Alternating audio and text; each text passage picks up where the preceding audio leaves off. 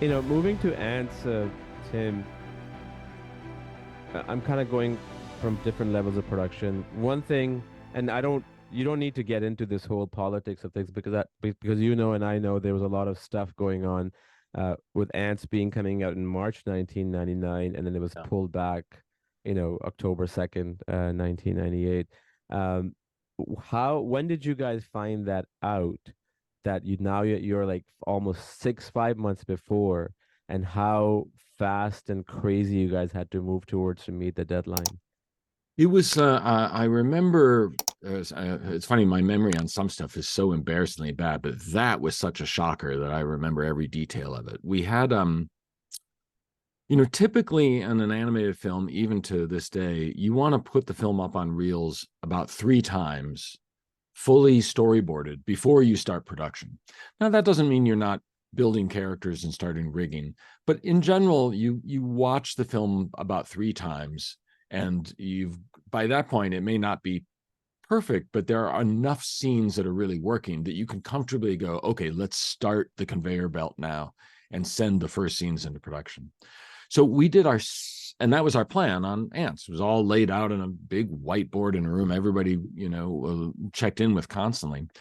And then we had our second screening, and the Whites brothers had done a really tight rewrite with myself and Eric Darnell, and all the lead creatives had, kind of all gotten and pounded out stuff. And Chris and Paul went away and came back, and we worked really fast on that second screening and put it up, and it kind of nailed it. Like suddenly the film was there. It wasn't like a first screening is, where it's like, well, if you clear the weeds and wipe the dust off of the windows, you can see a film here somewhere. The second screening advance is like, yeah, that's the movie. The tone of it, the comedy.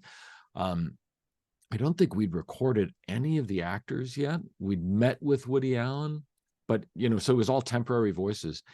And I remember afterwards, Jeffrey sat us all down and he said, you're a screening ahead. We really should put this into production. And if we're going to do that and be 3 to 4 months ahead, we should look at our release date. And that was very quickly, within a day or two of that screening, we had decided, or the studio really had decided, yeah, there's no reason to spend more time than necessary. And so not only did we get the film out, and we did come out a month in advance of Pixar's A Bug's Life, but ultimately, even though we had to work really hard to get there, I think the film saved money by coming out early. We really did cut time out of the whole production schedule.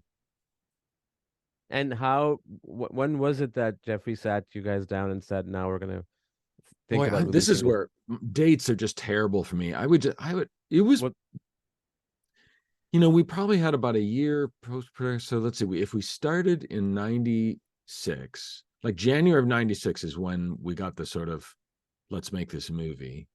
And of mm, course, we came out in October of 98. So I think it would have been late 97, but with a year to, no, it would have been mid 97. It would have been like spring of 97 with about 14 months to go mm, before that October release date, that Jeffrey said, I think we should come out earlier. got it. Ants had one of the things aside from a very witty script, which I always felt even at the time, like Woody Allen was born to play Yeah. Z. Like he was just born to play that character. But at the same time, everything else that you guys had, yes, they were A-list. These were A-list celebrities even at that time. I'm just going to read the names so that I don't forget anybody. Woody Allen, Sharon Stone, Sylvester Stallone, Jennifer Lopez, Gene Hackman, Danny Glover, Christopher Walken, Dan Aykroyd. The list goes on and on. And the three characters that I found, actually, I would say the four voices that were so spot on in terms of their characters. Not that the other weren't, but these were like, sort of main ones. Woody Allen, Sharon Stone. But for me, the two that were icing on the cake were Gene Hackman and Sylvester Stallone. The Yeah. tough guy. Yeah. And Gene Hackman had just done Crimson Tide, I think 3 4 years ago or something like that. Mm-hmm. And Yeah. it We was were just it playing was just into that perfect. kind of character. Yeah. Yeah, it was like a home run if you ask me in terms of how you guys were able to bring out those characters with those amazing voices. Well, I mean, it's true, I think, of every anime film I've worked on, but Antz maybe more than most.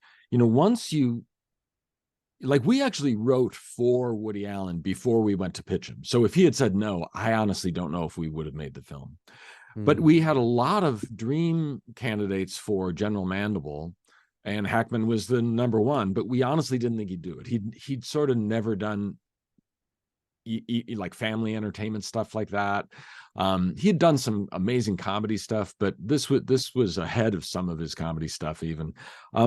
So when he said yes, we did go back and rewrite some of the work for him. And working with Gene was I mean, so many of those talents were like, I was learning more than I was directing, right? I was just like and I told Gene this at the end of the process. I told him that we had a secret nickname for him, which was, he was called Take Two.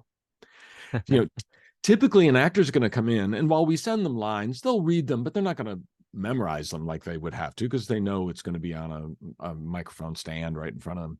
And what would happen with Gene Hackman is he would do the first read of a line. It'd be a cold read, and he would deliver, and it'd be very impressive.